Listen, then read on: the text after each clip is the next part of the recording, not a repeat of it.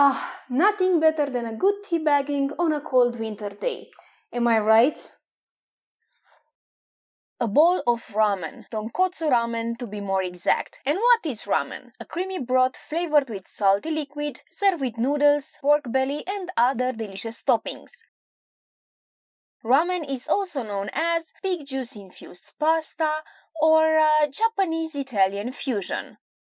And that's how you insult 200 million people at the same time. Warning! This recipe is not traditional, but it can be made by any home cooks around the world. Why? Because it doesn't require 100 ingredients from the Japanese store in case you're lucky enough to have one around you. Do you know how many Japanese stores are in Ukraine, Bolyet? Nada, zero, none, niet. Soy sauce is the only special ingredient in this recipe. Now, let's make the broth first, which is the base for our ramen. Later on, we'll use tare, a salty liquid, to elevate broth's flavor. Finally, we'll cook some chashu pork and the ramenegg as toppings. The entire cooking process takes 12 hours. 1 hour of actual cooking and 11 of crying.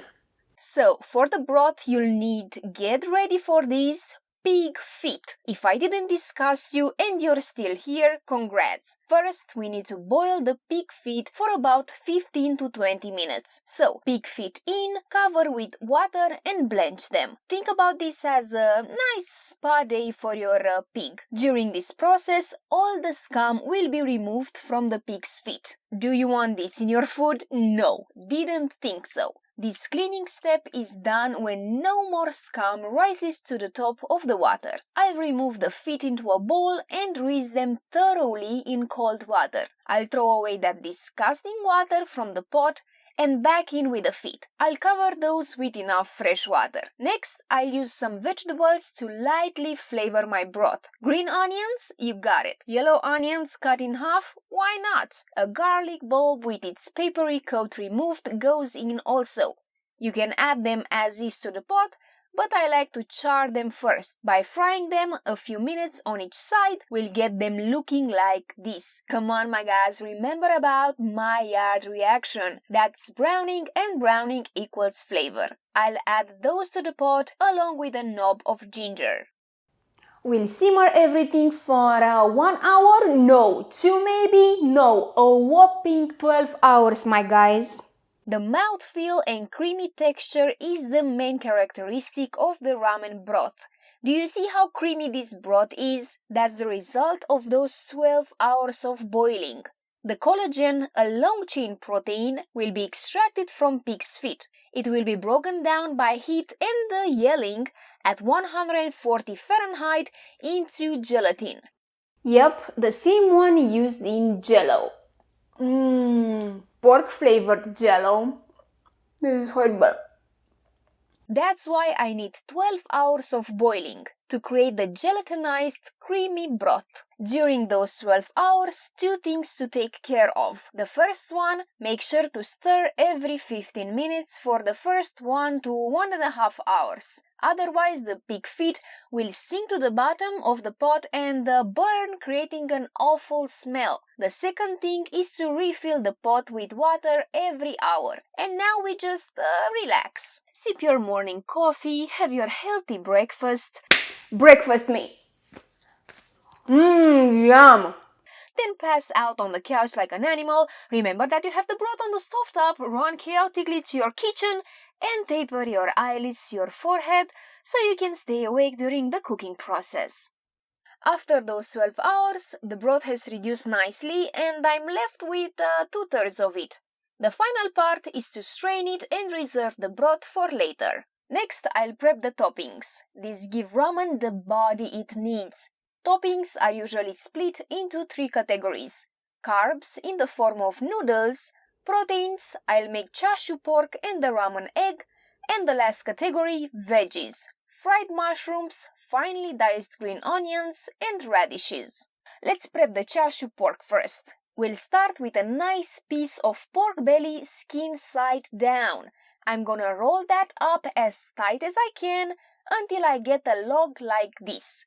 Then, to secure it, tie it down Dexter style using some kitchen twine.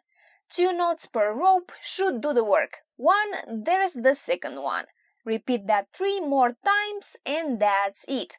If you don't have pork belly, any fatty pork cut will work. Yeah, even fried bacon. Now, we also need an aromatic bath for our belly. To get that, I'm using some soy sauce, a splash of mirin, which is a Japanese sweet rice wine. We can imitate that by adding some white wine. I borrowed mine from Adam's Kitchen.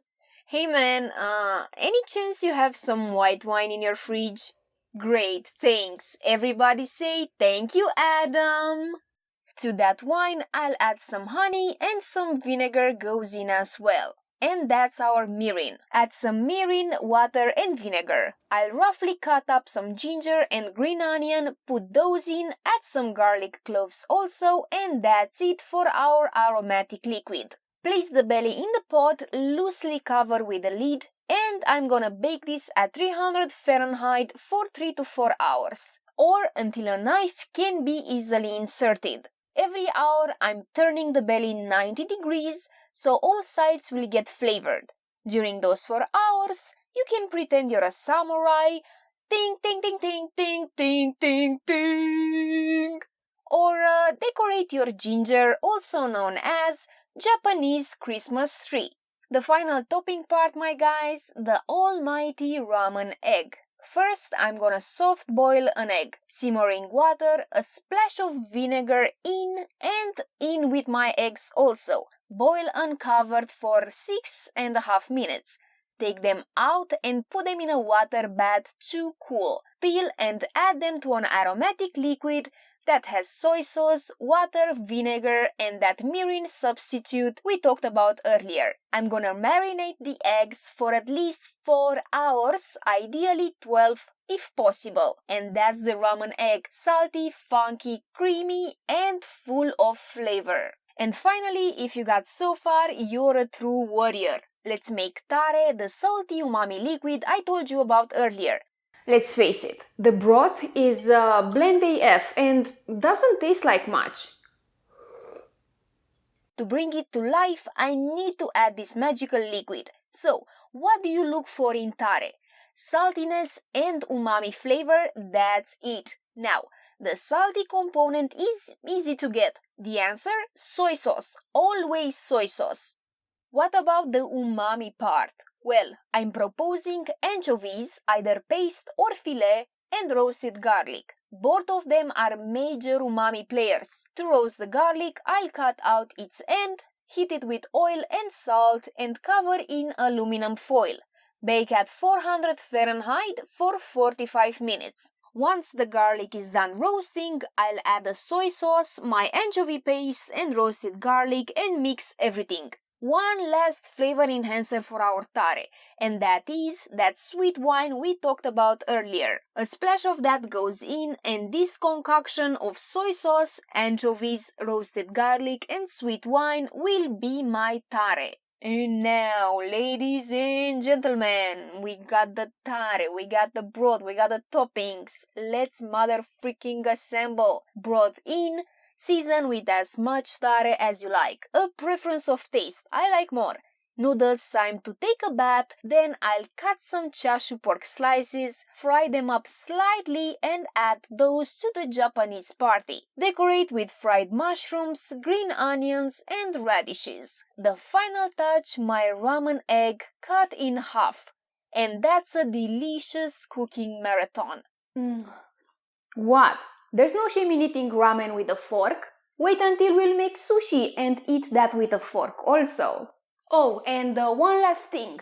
Time to throw away that ramen box also.